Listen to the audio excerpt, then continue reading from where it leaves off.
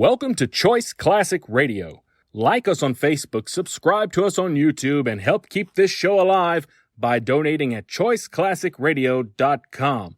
For more of your favorite old-time radio shows, join us on our companion podcast, Choice Classic Radio, Mystery, Suspense, Dramas, and Horrors, where we bring to you the most mysterious tales that the golden age of radio had to offer.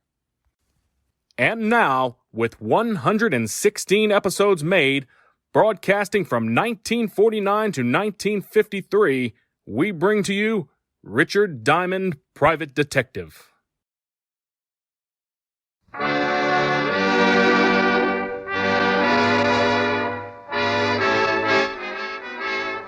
makers of Camel Cigarettes present Dick Powell as Richard Diamond, Private Detective.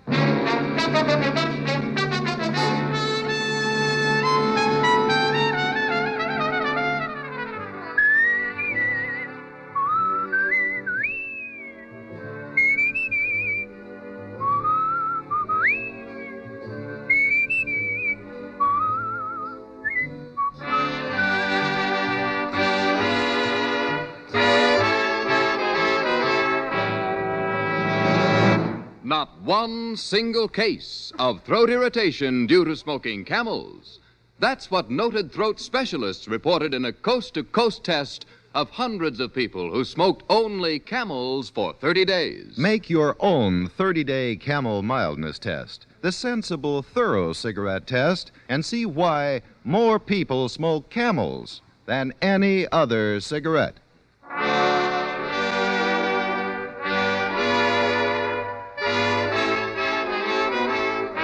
Here transcribed is Richard Diamond, Private Detective, starring Dick Powell.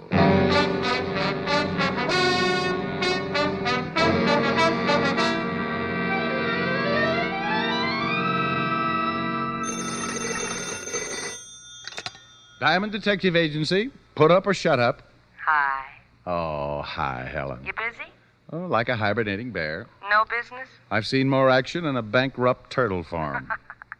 Oh, things can't be that bad. I'm even getting an echo in here. Rick. Really? Listen. Hello? Hello? See? Rick, was that really an echo? Oh, wait a minute. Hey, my girl wants to know if you're really an echo. I beg your pardon. Honey, I'll call you back. This echo has a man with it. Bye. Bye. Can I help you, sir? I am looking for Mr. Richard Diamond. Why? Now, that's an extremely unique question. I want to sell him 10 tons of pig iron. Well, I'm very sorry, but I made a New Year's resolution that I wouldn't build another battleship until I paid up my bill at the automat. My name is Barr, David Barr. Now, if you'll stop talking like a television comedian, I would like to discuss a business arrangement. Well, my name is Diamond, Richard Diamond. And if you're rolling in money, I'd be very happy to discuss any arrangement you could dream up. How much do you charge, Mr. Diamond? Well, that depends. Anything short of a felony, $100 a day in expenses. How earthy? Well, it keeps my ribs from showing. Have you ever heard of me, Mr. Diamond? Well, I have a feeling this may lose me a quick sale, but very frankly, Mr. Barr... No matter, I can see by your clothes that your wardrobe must be fashioned exclusively by popular mechanics. No. Well, okay, we've kicked it around. It's been fun, but I'm beginning to get winded. What do you want to see me for, Mr. Barr? I want you to guard my store.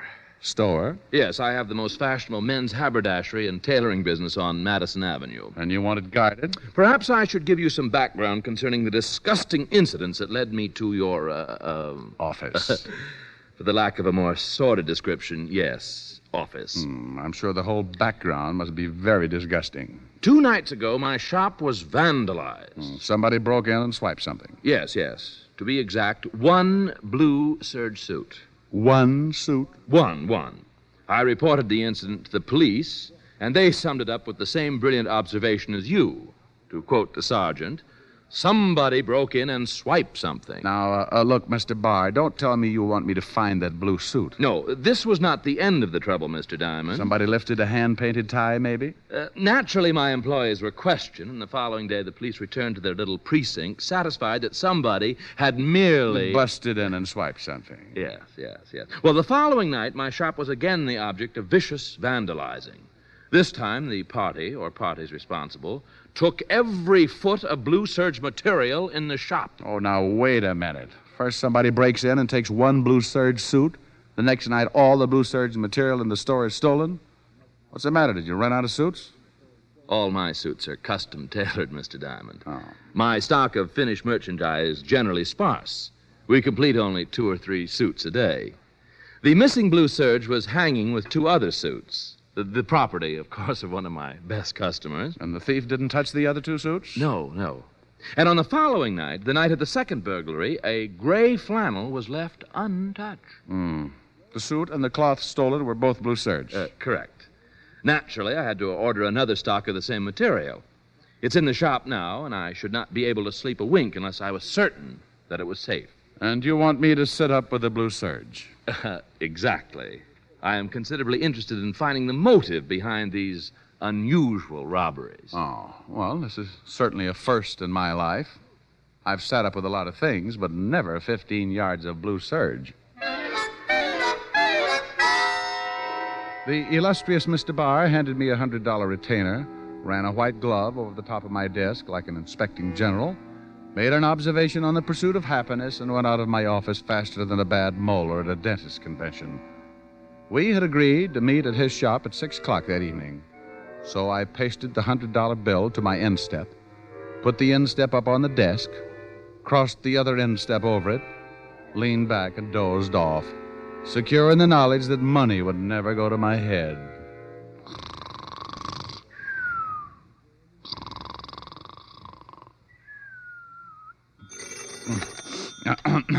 Yeah? Mr. Diamond, this is Mr. Barr. Oh, yeah. Well, it isn't 6, is it? It's 4:35. Mr. Diamond, am I correct in assuming that the moment you grabbed that $100, you became a member of my employ? Well, you're correct. $100 worth. Then please come immediately to number 6 Park Avenue. Something's happened, and I feel a complete breakdown coming on.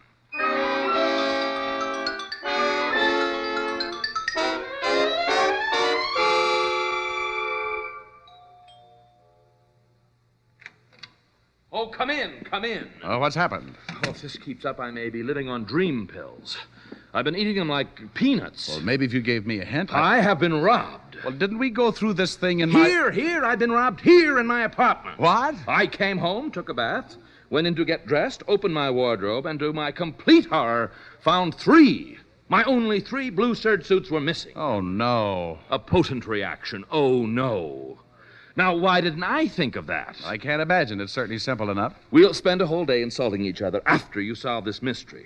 So for now, strain yourself and try looking like a detective with a $100 retainer in his pocket. Well, it's not in my pocket. But if we go into that, I'll leave myself wide open. Show me your wardrobe. Mr. Barr's apartment was as overdone as he was. I stepped down into the living room and found myself wading through a carpet that called for a dog sled to negotiate it. The smell of incense made me keep looking back over my shoulder for the dancing girls. He led the way into a bedroom that George Washington wouldn't have slept in without an armed guard and opened his wardrobe. 2 dozen $300 suits stretched from one end of the closet to the other, and there was enough material in that wardrobe to drive a frustrated moth into a complete fit. They were hanging right here in this space. You sure they couldn't be at the cleaners? They were here this morning. Oh, what's that on the bed? That's a Blue Serge suit. Mr. Diamond, that is the suit I was wearing when I came into your office. Oh, well, I was so busy looking at your money, Well, what is to be done? I got to admit it's sure a strange one. You are constantly coming up with the most astute observations. Oh? Well, wait till I get around to your personality. You'd really be a likable fella, Diamond, if I could bring myself to look at you. Oh, I'm not so bad. Think of what you must go through shaving every morning. Oh, really, Diamond? What do you think is behind this ridiculous situation? Now, very honestly, I don't know. Except the obvious. Somebody wants your Blue Serge suits and all the Blue Serge material you've got. That Blue Serge on the bed is the last one I've got.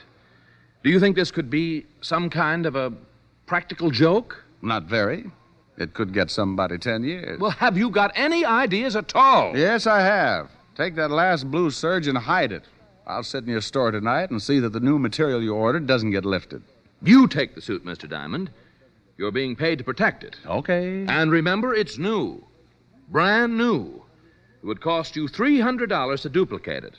So for the sake of your home and kiddies, don't stuff your big shoulders into it.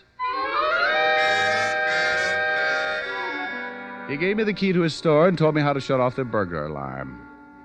He gave me the phone number where I could reach him that evening in case something happened, draped the blue suit over my arm, and hurried me out of the room like he was getting rid of a plague victim. I grabbed a cab, and 10 minutes later, I was unlocking the door to my apartment. I started to toss Mr. Barr's suit on the bed, but thought better of it, so I went to the closet, opened the door, and reached for a hanger. Now, unlike Mr. Barr's wardrobe, I generally sport a variety of items. A couple of sport coats, a few old Letterman sweaters to fill up the space, 4 pair of slacks, and usually, mind you, I say usually, 2 suits, one of which I was wearing at the moment. The other was a blue serge. Was right, because where my blue serge suit once was, it wasn't. That did it. First, Barr loses everything in sight that happens to be blue serge. Then I come home and find that one of the 2 suits I had to my name had been swiped. I burned. Barr could get dozens of suits and use them for bath mats when he got tired of wearing them. Me, I was going to have to sew sleeves on the bath mats. I called Barr at home, but he'd left. I thought about calling with the number he had given me, but decided against it. I sat down to try and figure it out. But a half a dozen camels later, I was still facing a big fat 0. One thing was sure. I had Mr. Barr's last blue serge suit, and nobody was going to get it away from me. Big shoulders or not, I put it on and headed for Barr's shop on Madison Avenue. I never made it. Hold it. Hey, what is this? Well, I'm only considering it because he's got a gun in my back. Walked under that sedan by the curb. Well, I get car sick. You heard him. Oh, fellas, I haven't been well. Doctor recommends lots of walking. Told me to stay away from cars. Move. Oh, now look. You heard him. Yeah, I heard him. Would I be nosy if I asked? Yeah, you would be very nosy. How about you, friend? You heard him. Get in the back. Look, can I interest you boys in a deal? My secret decoder and my ray gun, if you'll only...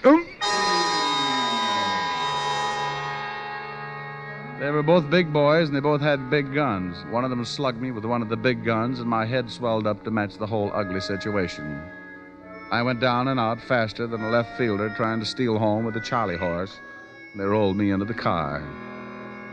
We drove for a long time, me lying on the floor of the back seat, trying to bring myself back to a conscious way of thinking. Finally, I snapped out of it, and they let me sit up and take a look around. We were on a lonely stretch of road, and although the car was green, not black, and didn't look anything like a hearse, I had a gloomy feeling that we were heading for a funeral. Get out. Now, look. You heard him. Okay.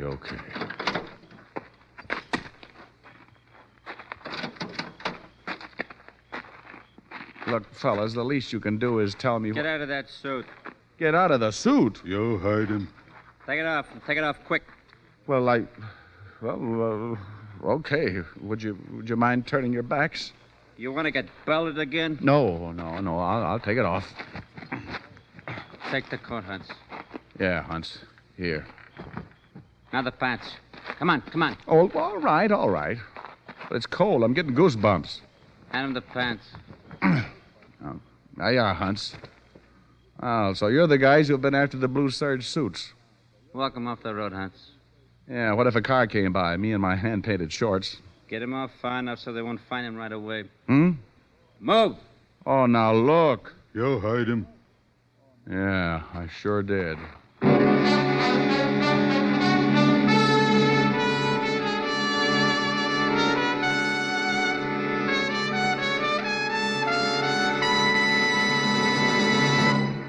Before we continue with Richard Diamond, Private Detective, here's an important question. How mild can a cigarette be? There's one sensible way to find out. It's not just a sniff, not just a puff, but steady smoking. For only then can you find out how well a cigarette agrees with your throat day in and day out. In a coast-to-coast test, hundreds of people smoked only Camels for 30 days.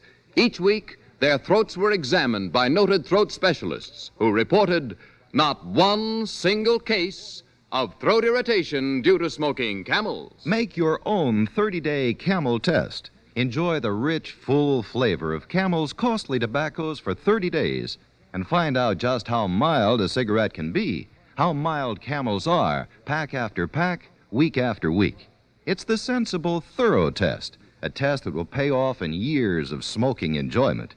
You'll discover why so many people say, once a Camel smoker, always a Camel smoker. How mild, how mild, how mild, how mild, how mild can a cigarette be? Make the Camel 30-day test and you'll see. Smoke Camels and see. And now back to Richard Diamond, Private Detective, starring Dick Powell.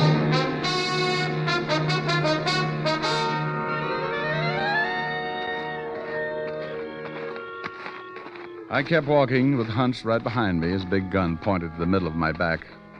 I could stand losing my clothes, but I'd grown to enjoy my life. So I decided I'd have to get that gun away from Hunts somehow. We were 50 yards from the road when I tried it. Give me that gun! Come on, give it to me! Well, I guess you didn't hear what I said. Hunts had tried his best to put a hole in me, but like most guys who think they've got a sure thing, he forgot a small item called luck. In this case, all of it on my side. I left him lying on his face in the moonlight and headed back for the car. But the other gunsel evidently saw my white shorts bounding over the landscape and decided it was time to leave. I tried a shot at him and then went back to find Hunts and borrow a pair of pants. Sometimes when things happen that fast, a guy gets careless. Now, I'd figured Hunts, being wounded, would be in the same spot I left him. But when I got back to the spot, the one-sentence killer was nowhere in sight. Somewhere in the distance, I heard a branch snap, so I knew that Hunts was on his way back home. I was getting too cold in my undies to start chasing him, so I went back to the road and walked until I spotted a house. Any other time, I would have considered carefully before walking up to a front door, attired only in my underwear. Thank goodness they weren't blue serge. I figured I could say I was a cross-country runner with a bad sense of direction. I rang the doorbell and waited. Yes. Could I use your phone?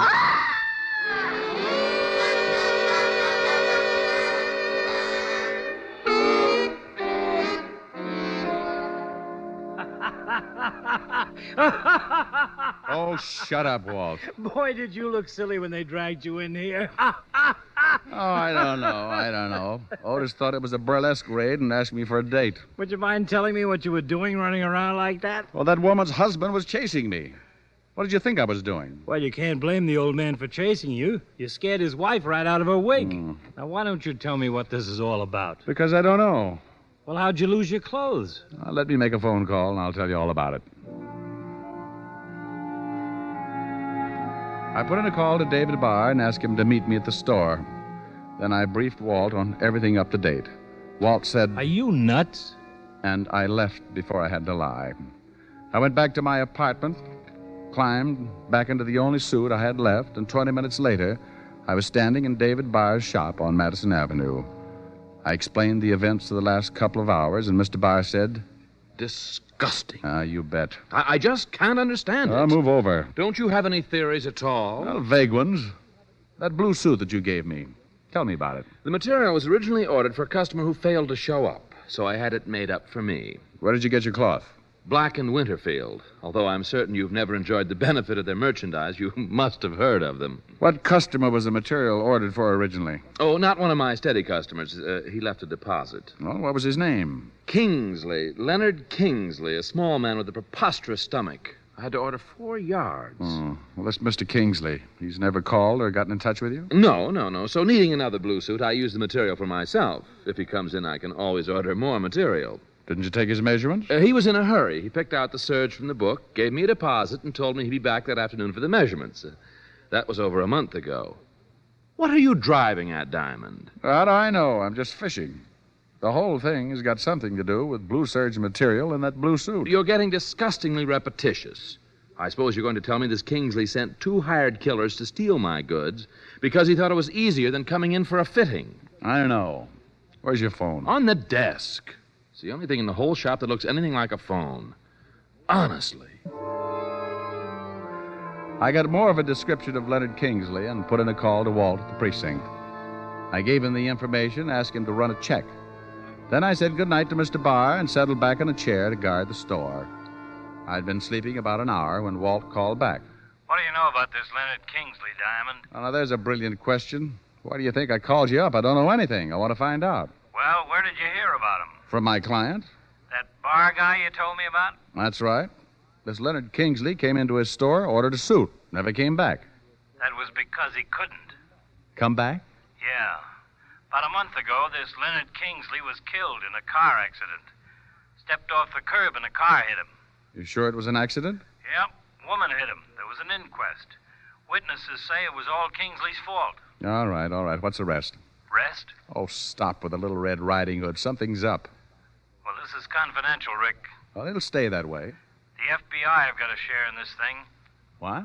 It seems that when a check was run to find Kingsley's home and relatives, all of the credentials he had on him turned out to be phonies, particularly his passport. What did the feds find out? Kingsley was from one of the Iron Curtain countries. Espionage.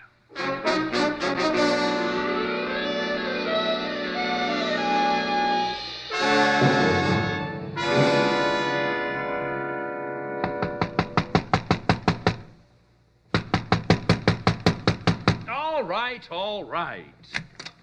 Well, Paul Revere with a shoulder holster. I want some answers, Mr. Barr. How many customers can you remember who came into your shop and ordered only one suit in the last year?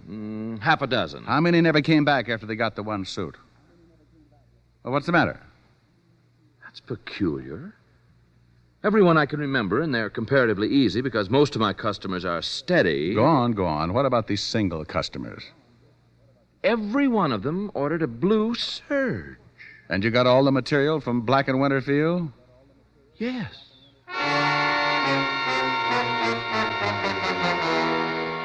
The whole thing was beginning to make sense. What better way of getting information out of the country than in the material of a suit? I dragged Barr down to the store again, got the names of all his single customers who had ordered blue serge suits. Then I went over to the 5th Precinct and had Walt make a check on them.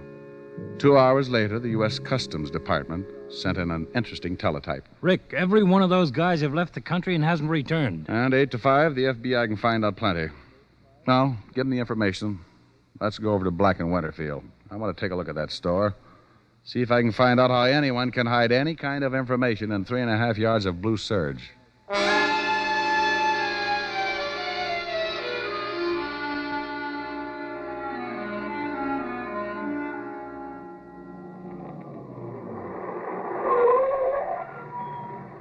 There it is. Dark. Yep, come on. What do you think you're going to do? Well, we're going in that store and take a look around. You can't do that. Not without a warrant. All right, Fatty, just so you won't disgrace that lovely badge, I'll go in first, and you can come in and arrest me for breaking and entering. Now, Rick, you wait a minute. Walt, they know I got away. We can't wait. Hey. What's the matter? What are you looking at? That car in the alley. What about it? Looks like the one those 2 killers took me for a ride in. Come on.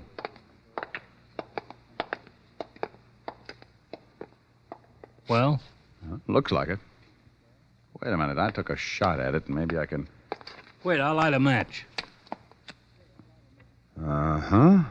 Yes, sir. Here it is. Nice little bullet hole. Well, I'll be... I think one of my little headhunters is in that building. Still want to get a warrant? Let's go. How are we going to get in? Oh, you'll figure something out. You're really a second-story man at heart.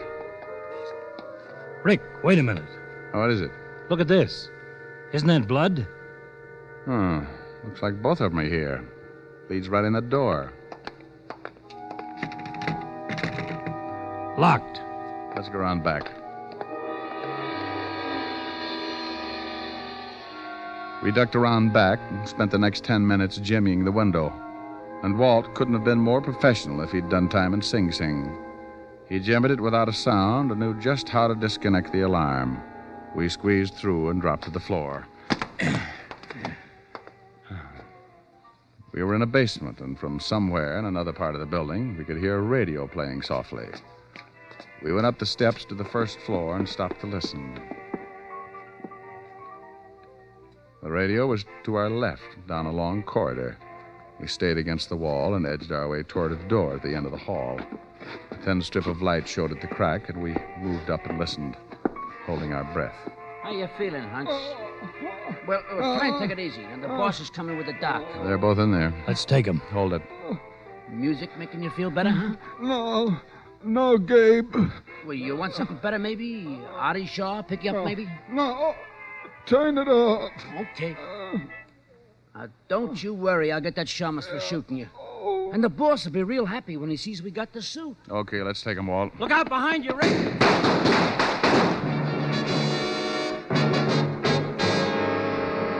It all happened so fast there wasn't any time to think. Suddenly, there were two men standing behind us in the hall. By the time the smoke cleared, both of them were down, and Walt and I were shaking like a hula dancer with a hot foot. Then, before we could catch our breath, Gabe came running out. I'll get him, Rick. No, I'll get him. You go in and take care of the wounded one. Walt went in after Hunts, and I took off after the other. I caught him just as he dove through the front door. Hold it. Okay. I'm bleeding.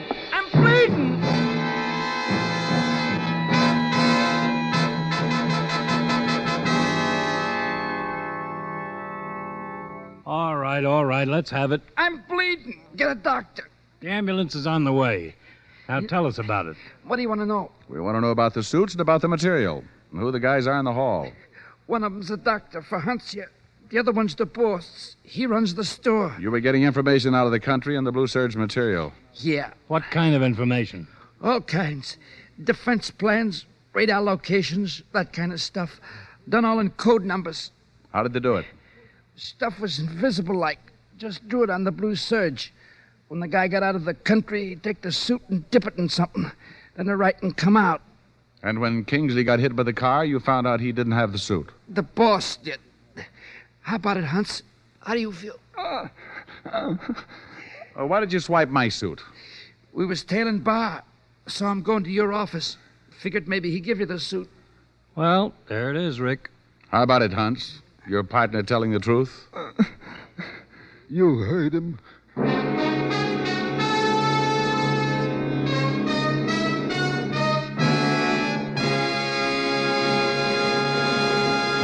Dick Powell will return in just a minute.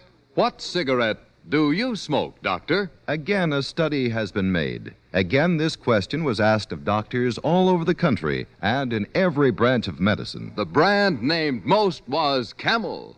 Yes, again and again, surveys show that more doctors smoke Camels than any other cigarette. Friends, smoke Camels for 30 days, and you'll see how mild, how flavorful, how thoroughly enjoyable a cigarette can be. And say, how about giving a carton of Camels for Valentine's Day? Makes a swell gift.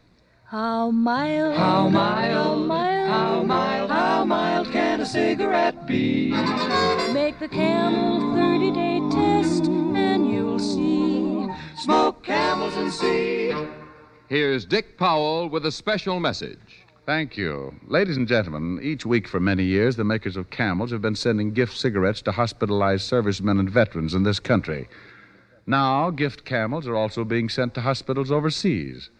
This week's shipping list includes U.S. Naval Hospital, Yokosuka, Japan. Camels are also on their way to Veterans Hospital, Coatesville, Pennsylvania, and Fort Howard, Maryland. U.S. Air Force Hospital, Lackland Air Force Base, San Antonio, Texas. Now, until next week, enjoy Camels. I always do.